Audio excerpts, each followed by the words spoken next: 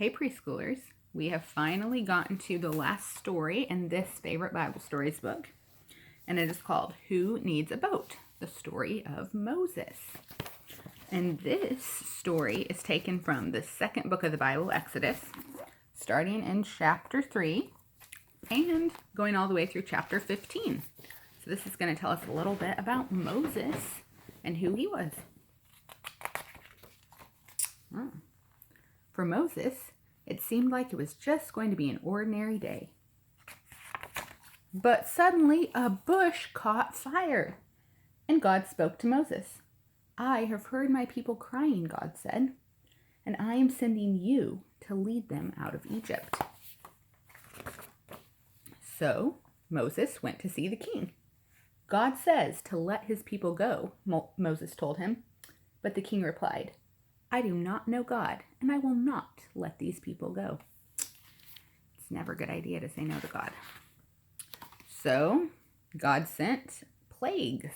He sent frogs to jump in the king's bed, and flies to buzz in his ears, and gnats to crawl on his nose, and grasshoppers to eat his plants, and a lot of other things to make the king change his mind.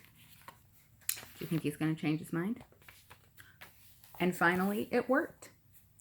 Go, shouted the king. Take the people, take the sheep. Just take them all and go.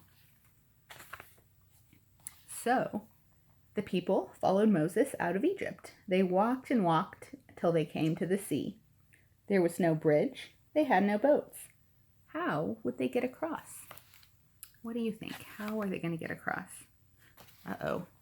Then the people heard a noise like thunder, but it was not a rainstorm. It was worse than that. What's coming behind them? It was the king's army thundering towards the sea. The soldiers were coming to take God's people back to Egypt. They didn't want to go back. They'd been slaves in Egypt. The people cried out in fear. Moses tried to calm them. Do not be afraid, he said. God will fight for you. Then God told Moses to hold his rod out over the water. And Moses did. And the sea opened right down the middle.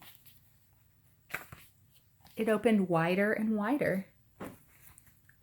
Walls of water rose higher and higher. Moses and the people walked through the sea on the road God made for them. God was taking care of them. What a funny sight it was. Wow. When they were safe on the other side, the people turned around to watch. The army was still coming. Moses lifted his rod, and God brought all the water crashing down. The king's army was swished away, never to bother God's people again. Moses and the people were thankful for God's help, so they sang this happy song. The Lord is my strength, the Lord is my song. I'll praise my God all day long. They were so thankful that God had rescued them. And you can read the song that they sang in Exodus 15. It's a lot longer than that. That was just a little part of it. And you know what? God protects his people. God takes care of them. And even when situations seem impossible, you can know that God still knows what's going on, and God can take care of you.